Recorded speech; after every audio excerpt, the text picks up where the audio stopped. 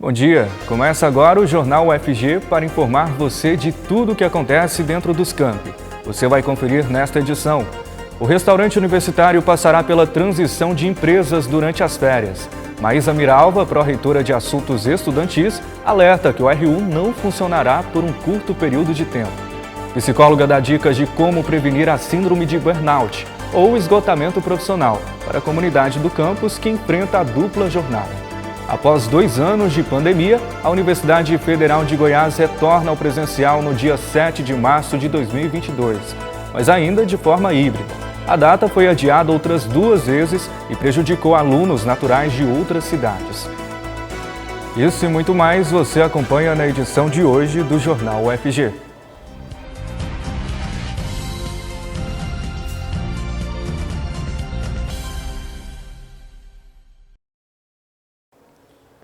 A dupla jornada é uma situação vivenciada por muitos estudantes universitários que precisam conciliar os estudos com o trabalho. Mas é preciso ter cuidado, pois essa rotina, além de afetar o desenvolvimento acadêmico, pode levar a sérios problemas mentais. A reportagem é de Vinícius Borges. Estresse, cansaço emocional e sensação de estar no limite.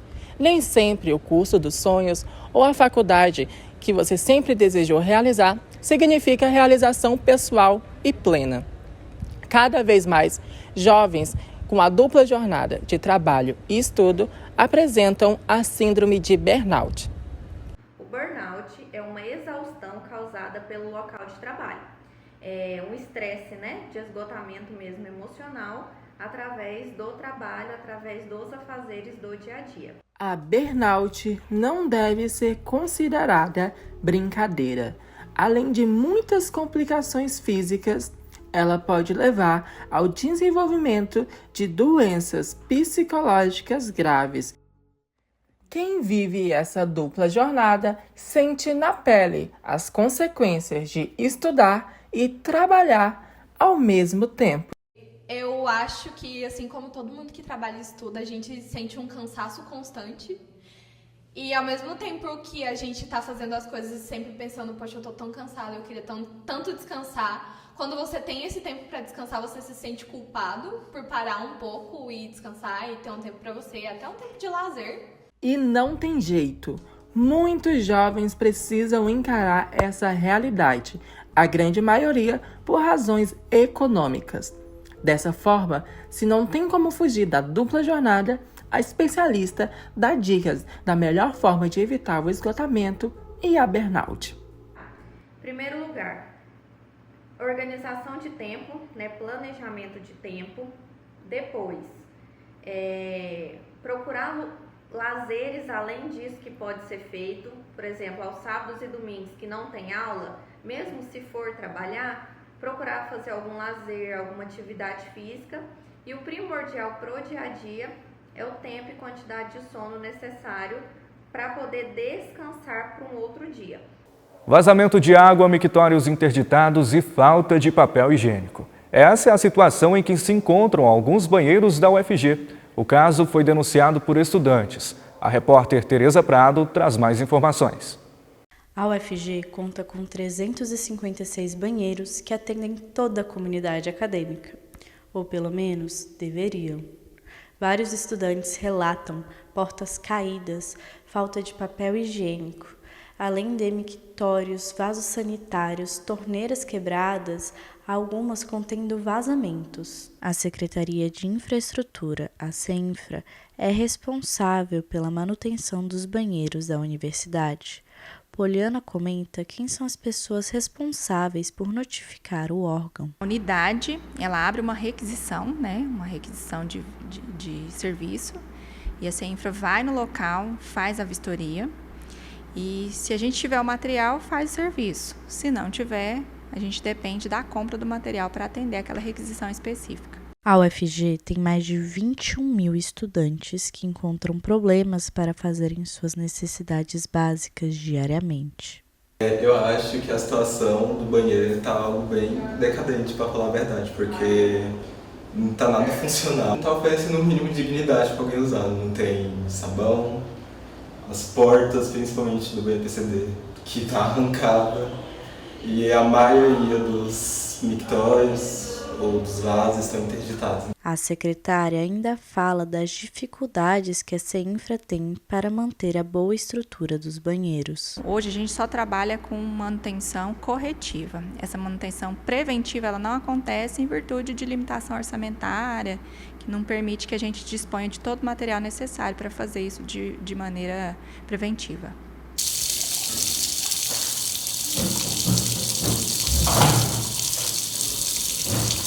Depois de 2 anos de pandemia, o Conselho Universitário da UFG decidiu aprovar o retorno presencial. A retomada será de forma gradual, mas a notícia foi suficiente para agradar a comunidade acadêmica. Quem aborda o assunto é a repórter Larissa Oliveira.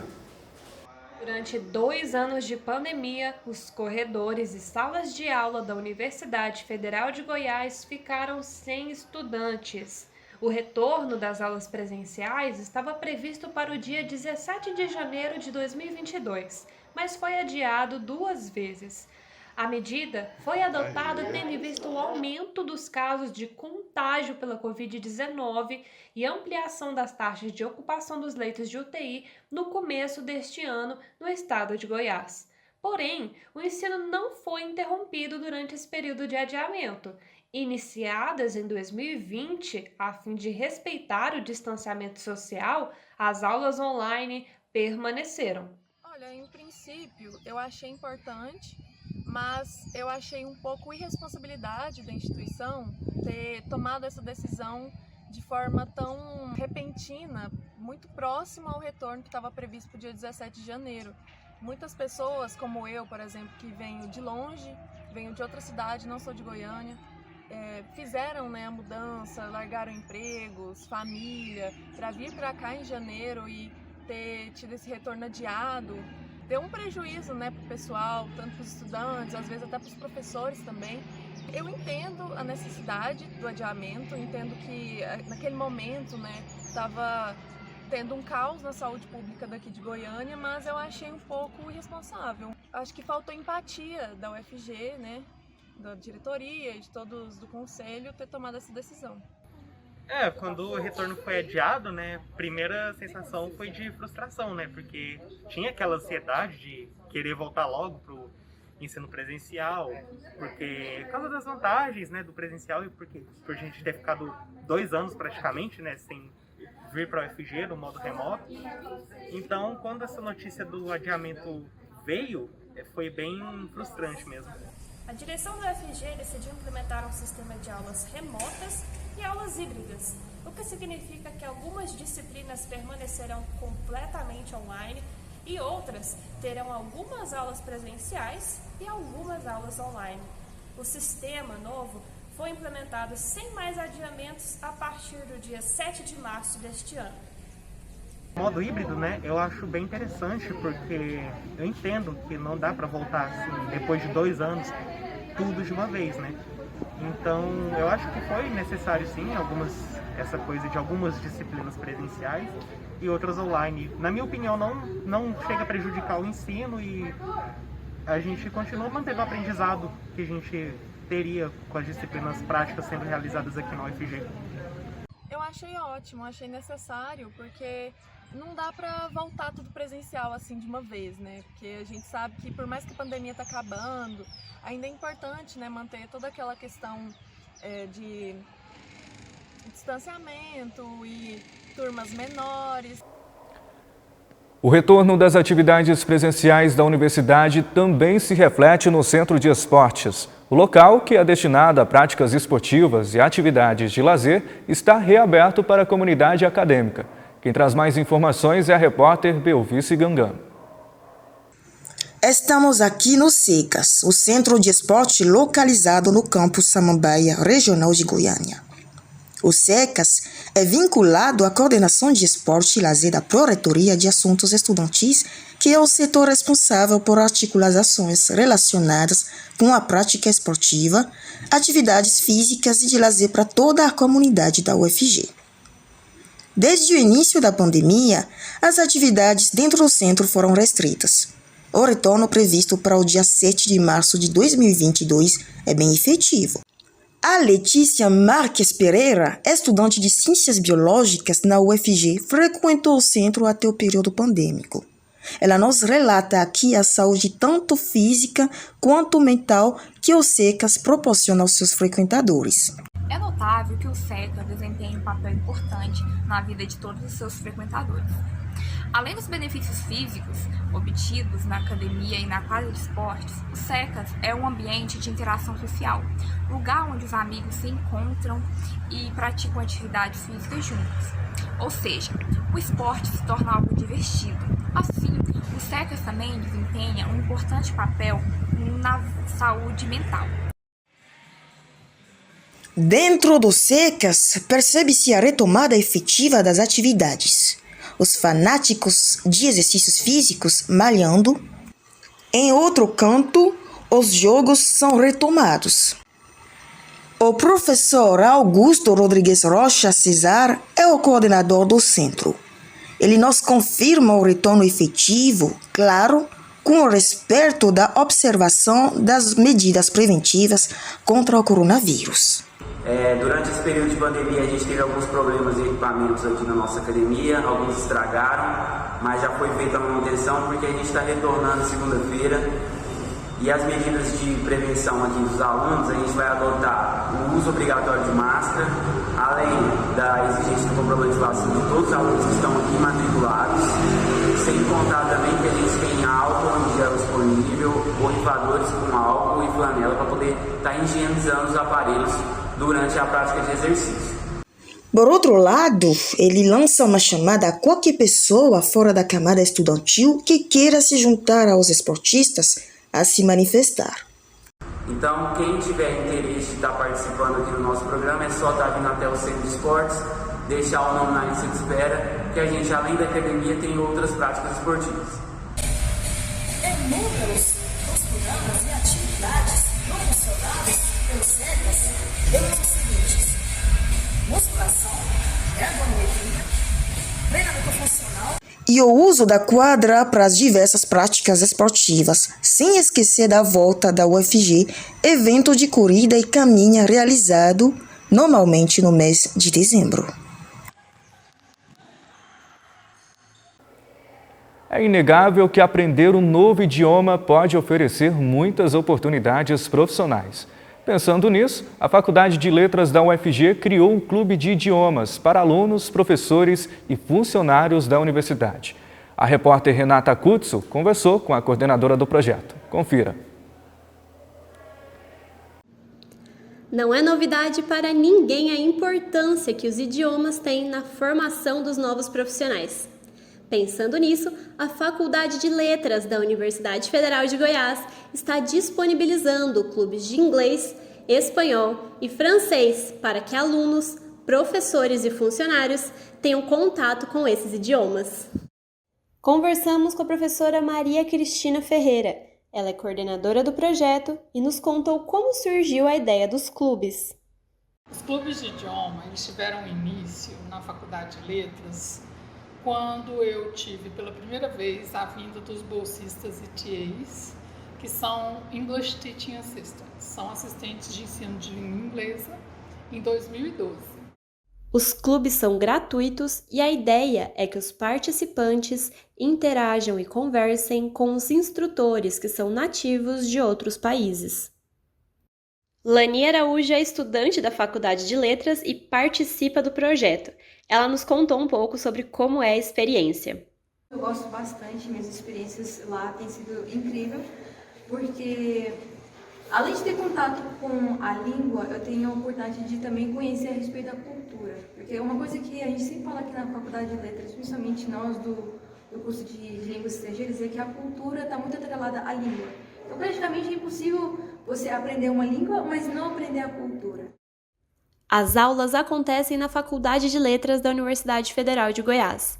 Para mais informações e para saber os horários das aulas, é só seguir o Instagram da Secretaria de Relações Internacionais da UFG e também o da Faculdade de Letras.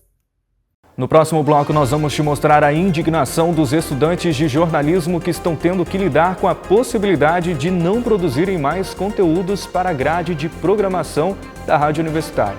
Vamos te contar todos os detalhes daqui a pouco. Não saia daí.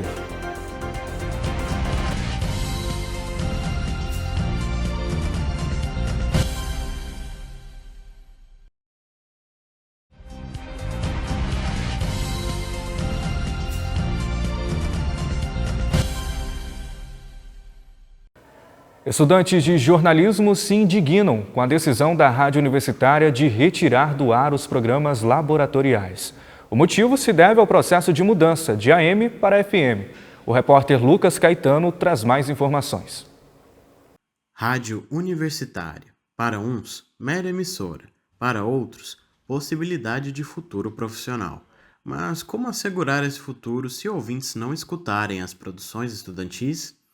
Esse questionamento baseia parte da revolta dos estudantes de jornalismo da UFG, que se deve à decisão da direção da rádio, que planejava retirar os estudantes da programação, motivada em grande parte pela migração da frequência AM para FM, situação denunciada pelo Centro Acadêmico de Jornalismo, o CAGE. Amanda Dutra foi monitora dos programas laboratoriais e não se conforma com a proposta. Olha, a sensação é de indignação mesmo, porque por muitos anos, os laboratórios da Rádio Universitária, eles foram meio que pilares na programação, né, da 870M. Então, ter esse apagamento, essa exclusão das coisas que a gente produz como estudantes, eu não acho legal, porque é um espaço nosso. Se a gente não pode ocupar, isso não é certo. O professor Ricardo Pavan criticou a direção por não manter um diálogo claro com a Faculdade de Informação e Comunicação. Eu acho que falta um diálogo por parte da direção. Há algum tempo tem faltado assim, esse diálogo com o curso de jornalismo, com nós professores que seguimos aqui com os laboratórios na Rádio Universitária. Eu acho que há um equívoco, há às vezes um tom autoritário, né, nas decisões e que não passam por aqui, né? Então, eu acho que não está sendo interessante, né? Não está sendo produtivo e, como eu falei anteriormente, a perda é para os dois lados. Após longa negociação com o CAGE, a diretoria da rádio decidiu manter a participação estudantil, porém, somente se forem atingidos certos requisitos. Requisitos esses que ainda não foram repassados aos estudantes. A equipe de reportagem entrou em contato com a diretoria da rádio, mas não obteve resposta. É aí com vocês no estúdio. Estudantes do curso de jornalismo também relatam dificuldades em conciliar a faculdade com os estudos. O motivo é a ausência de matérias ofertadas no período noturno. Quem trata do assunto é o repórter Jaime Leno. Atualmente, o curso de jornalismo na UFG é ofertado majoritariamente no modo matutino. No semestre 2021.2, foram cerca de 60,7% das disciplinas ofertadas pelo período da manhã, 17 à tarde e 7,1 à noite, que são equivalentes a 3 matérias, sendo apenas uma obrigatória. Com isso, o aluno que anseia o período noturno para conciliar com sua rotina de trabalho se sente frustrado. No ensino presencial, caso pudesse, você preferiria seguir dando aulas à noite? Se sim, por quais motivos? Oi, gente. Sim, eu preferiria, claro, eu já demonstrei isso em várias situações, porque já deu tempo de perceber algumas coisas como sendo obrigações, né, que a gente precisava repensar e assumir enquanto serviço público, enquanto instituição pública que tem como incumbência atender ao maior número de pessoas ou atender a maior parte da sociedade. E isso inclui o oferecimento de cursos noturnos, sim. Durante o período remoto, nós ofertamos várias disciplinas, aproveitando essa flexibilidade do curso, né? E eu sempre defendi essa possibilidade. Eu acho que isso é muito importante para ampliarmos as nossas ações, uma vez que todos nosso corpo docente tem um perfil propício e é também nomeado para isso, né? A taxa de evasão universitária principalmente dos alunos de baixa renda, se dá pela falta de conciliação da rotina profissional e acadêmica, visto que a maioria dos trabalhos são no período comercial e a ausência da oferta noturna acaba desestimulando a permanência do universitário na faculdade. Para um aluno baixa renda, é muito mais simples que o curso ele seja noturno, né? Porque provavelmente ele vai precisar trabalhar pela manhã ou pela tarde. Então, o período matutino não é muito viável, né? Principalmente porque a maioria dos trabalhos eles são feitos, né, em horário comercial. E ter essa possibilidade de estudar à noite e poder trabalhar mais tranquilo pela manhã, estando em uma universidade federal, sendo aluno do curso de jornalismo, daria, né, um alívio para esse estudante que precisa conciliar tanto a vida acadêmica quanto a vida profissional.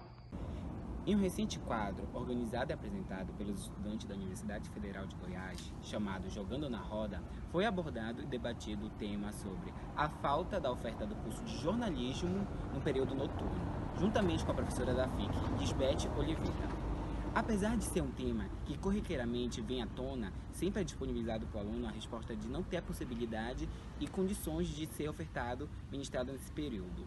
Ou seja, por questão financeira, ou seja, por questão organizacional, ou muito menos se um dia será disponibilizado nesse horário. Ao ouvir dados coletados pelos alunos presentes no quadro sobre o porquê da falta de oferta do curso de modo noturno, a professora Lisbeth falou sobre seu ponto de vista do assunto. Eu não acredito que seja isso um problema financeiro só. Pode até ser que o financeiro atue aí, mas eu acredito muito mais numa questão de gestão. Nós temos hoje um quadro suficiente que poderia ser remanejado, como outros cursos fazem. Está dentro da mesma instituição. Como se explica que a faculdade em frente oferece curso noturno e a nossa não pode fazer, né? Eu acredito muito mais que a questão não vem sendo discutida com a seriedade que merece. E que isso perpassa, sim, em outros ambientes. O ambiente da zona de conforto que se construiu e que não quer mexer. Eu sinto muito dizer, mas é por aí. Atualmente, o restaurante universitário está passando por uma mudança de gestão. Ela promete trazer melhorias para toda a comunidade acadêmica, que atende mais de 30 mil estudantes diariamente. Quem nos atualiza dessas informações é a repórter Sara Alice. Quem vê essas cadeiras lotadas já imagina a quantidade de pessoas que passam por aqui diariamente e dependem dessa alimentação. O restaurante universitário da UFG, mais conhecido como RU, funciona inclusive nas férias. Segundo o relatório publicado pela própria Universidade Federal de Goiás, aproximadamente 30 mil pessoas se alimentam no restaurante universitário por dia, em etapas como café da manhã, almoço e jantar. Mas afinal, elas têm ciência de que mesmo se tratando de um órgão público, quem exerce toda a parte de produção e distribuição dos alimentos são empresas terceirizadas? A atual empresa responsável pelo RU é a Vogue Alimentação e Nutrição e será trocada após vencimento de contrato. Quem nos conta mais detalhes dessa mudança é a Maísa Miralva, pró-reitora de Assuntos Estudantis. A nossa licitação já foi concluída, o resultado já foi inclusive publicado e a empresa vencedora do certame licitatório para fornecimento de alimentação nos RUs é a Real Food. Os restaurantes funcionarão normalmente com a empresa atual. Nós fizemos um contrato adicional com ela até o final de fevereiro. Isso significa que a nova empresa, que foi licitada agora, entra em início de março. Maísa chega a relatar que o restaurante universitário pode ficar alguns dias fechado durante as férias. Provavelmente, nós vamos ter uns dias sem funcionar, né? Para que uma empresa retire os seus equipamentos e a outra possa colocá-los e para colocar em funcionamento. Apesar das dificuldades, os alunos possuem o mesmo sentimento com essa mudança. Esperança que melhore cada vez mais. O RU, que é um local maravilhoso de se ir. Empoderadas. Novo jogo educacional criado por uma servidora da Universidade Federal de Goiás aborda de forma clara e impactante a questão da violência de gênero e do racismo contra crianças e adolescentes. Confira a seguir. Jogo educacional desenvolvido por uma servidora da Universidade Federal de Goiás aborda violência de gênero e racismo com crianças e adolescentes. O projeto foi criado por Juliana Queiroz. Empoderadas é ambientado no ano de 2081, onde uma inteligência artificial chamada Ellie prevê crimes de racismo e violências de gênero 20 horas antes do delito acontecer e recolhe os agressores da rua. Ellie apresenta problemas técnicos e entrega as informações incompletas. Um jogador será a inteligência artificial e o restante irá compor a equipe de investigadores de elite que tem que desvendar as pistas de Ellie e evitar os crimes. A questão de criar esses objetos lúdicos é para facilitar essa interação com estudantes, porque o estudante ele aprende muito mais fácil quando é com um objeto lúdico. Eu uni essa ideia de trabalhar um jogo, no caso jogo de tabuleiro, com a ideia da Bell Hooks, que ela trata no livro dela, Feminismo é para Todo Mundo. Então eu uni essas duas coisas para trazer esse assunto para dentro do Empoderadas. De 2018 para 2022, as ocorrências de feminicídio em Goiás aumentaram 58%, segundo a Secretaria de Estado de Segurança Pública. Já os crimes de racismo subiram 80% de 2020 a 2021, segundo o Anuário de Segurança Pública. As nossas relações, elas são construídas e orientadas tendo como motivação das nossas interações o racismo, e a lei do patriarcado também vigorou. E a gente tem basicamente duas ações para combater essas duas violências. A primeira delas é de caráter mais punitivo, só que a gente tem uma segunda possibilidade de atuação que está no campo da educação.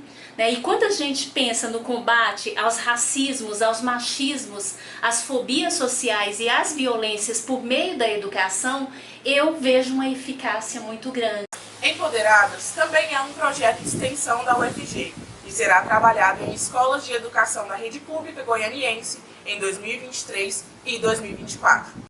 Você sabe qual fim dar para os óleos de cozinha que já foram usados e reutilizados em sua casa? O estudante de Química da UFG desenvolveu um projeto pensando na reutilização desses óleos para a fabricação de sabão. Gabriel Antonelli é quem traz mais informações dessa iniciativa. Com certeza você usa ou já usou óleo de cozinha na sua casa. Mas e depois? O que fazer com ele? O estudante de Química Roberto Cardoso pensou em uma solução. O meu projeto é a reutilização do óleo de cozinha para a gente estar produzindo sabão, e a gente fez um protótipo para poder reutilizar esse óleo para produzir sabão, a fim de evitar problemas ambientais, que seria o descarte inadequado desse óleo, e ensinar conceitos químicos na sala de aula. Roberto afirma que não é difícil fazer o sabão, basta misturar alguns conceitos químicos com os ingredientes. O óleo de cozinha usado, soda cáustica, água, e a gente colocou alguns ingredientes, que é bicarbonato de sódio e um multiuso Veja. E por mais que a produção caseira de sabão seja comum, o objetivo é compreender o processo químico. A proposta do trabalho não é nem a construção do protótipo, porque isso já existe, não é algo inédito. Outras pessoas já fizeram uma máquina de produzir sabão. A proposta justamente é essa, trabalhar conceitos químicos e a química ambiental. O projeto do sabão biodegradável vai além de um experimento químico. Ele tem uma abordagem maker, que tem como objetivo fazer com que as pessoas, através de suas vivências individuais, criem suas próprias tecnologias, misturando teoria e prática. O projeto do Roberto, ele justamente vem dessa ideia de tentar trazer temáticas do dia a dia, do cotidiano das pessoas, né? Estamos num estado em que muita gente ainda faz sabão dentro de casa, e a partir daí a gente construiu um protótipo que pudesse produzir sabão a frio. O projeto cumpre com o seu objetivo. Afinal, a produção no laboratório integra ciência e sociedade. Esse trabalho é um trabalho que surge daí, né, dessa possibilidade de curso, de formato de curso que nós temos. E isso é muito bom para nós, professores, pesquisadores e para os nossos alunos e, consequentemente, o que a gente pode fazer em prol de uma sociedade melhor. No próximo bloco, vamos conhecer uma iniciativa realizada por uma startup de alimentos que ganhou destaque na UFG devido à sua inovação no ramo alimentício.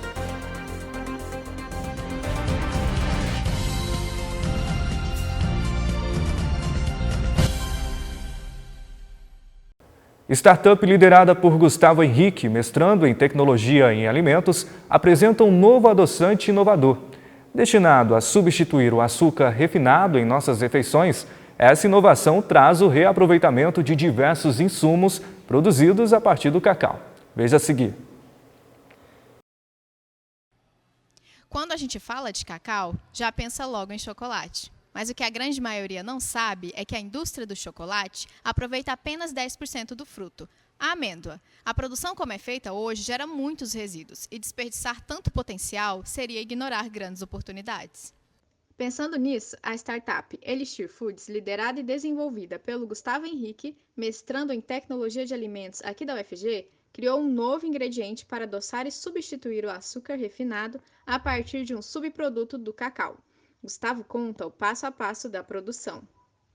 Os produtores, então, nas fazendas de cacau, eles pegam os frutos, colhem das árvores, partem, pegam essas amêndoas e geralmente são colocadas em coxos, onde que eles prensam para remover o excesso de líquido que tem nessas amêndoas, que elas são bastante úmidas.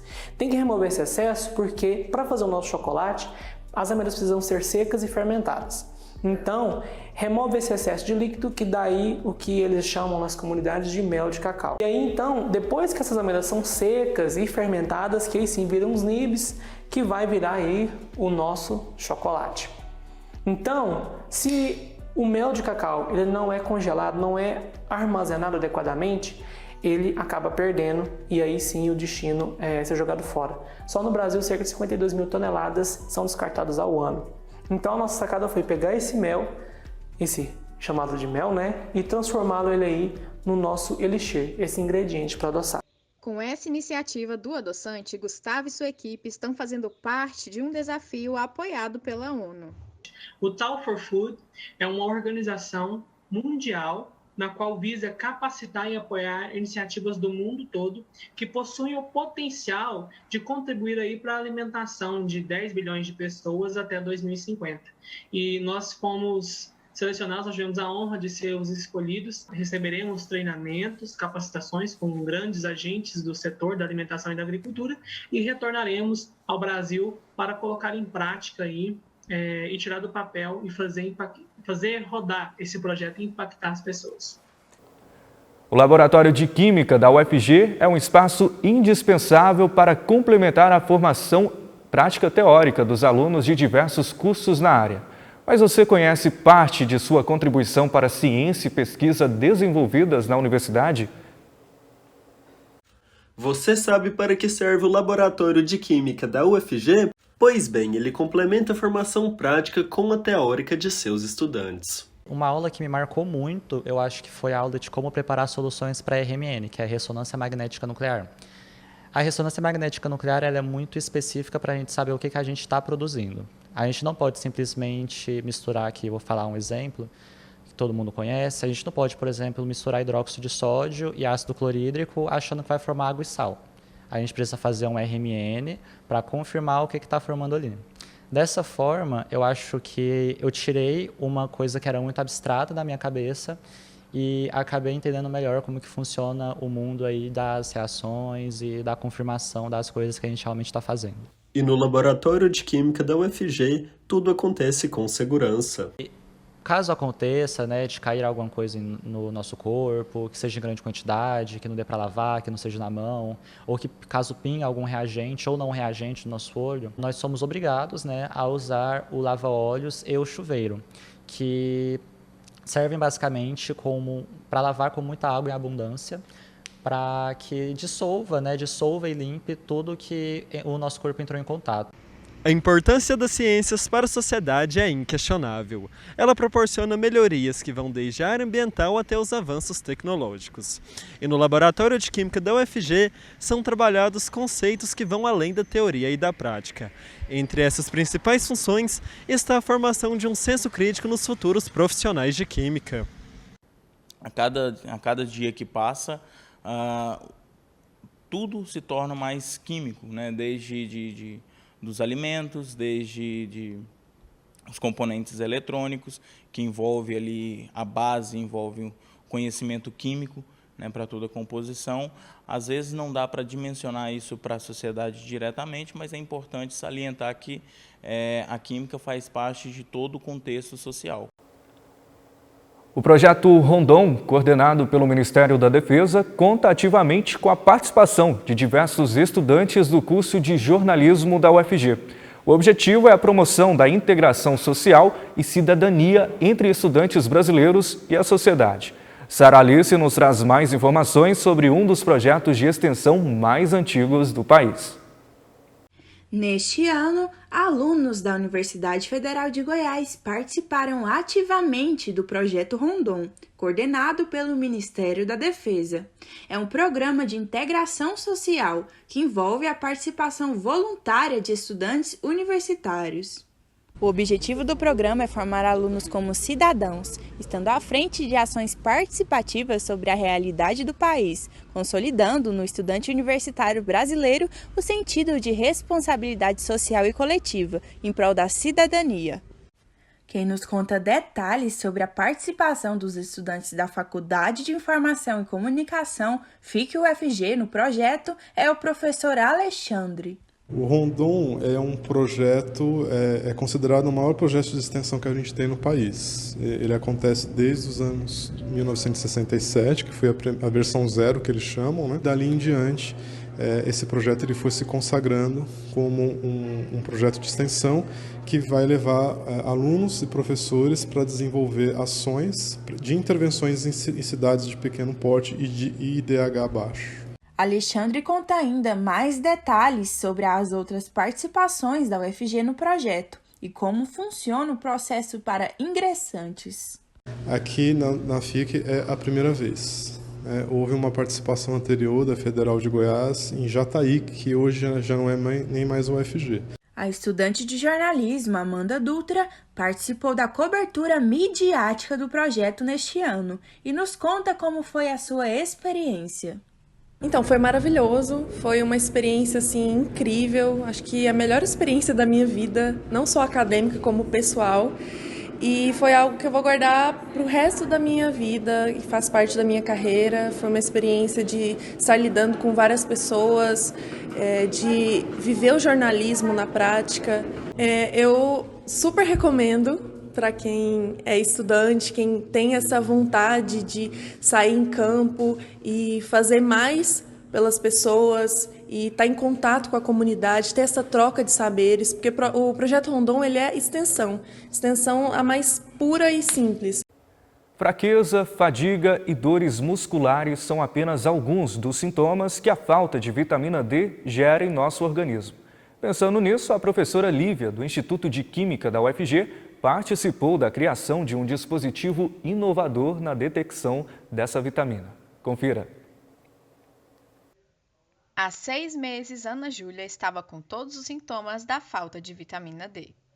Muita fraqueza muscular, sonolência e irritabilidade. Não deu outra, os exames indicaram a deficiência da vitamina e foram necessários meses de suplementação, além de exposição solar frequente, que melhoraram a qualidade de vida da estudante. Agora eu fico mais atenta, aos sintomas, os meus níveis de vitamina D estão normais. Todo mundo conhece como vitamina D, mas na verdade se trata de um hormônio.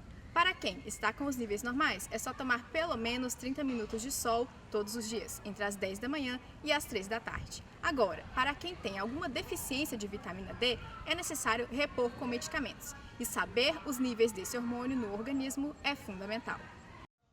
Pensando nisso, a professora Lívia orientou a formulação inédita de um dispositivo de detecção de vitamina D, que que pretende ser mais barato e acessível à população.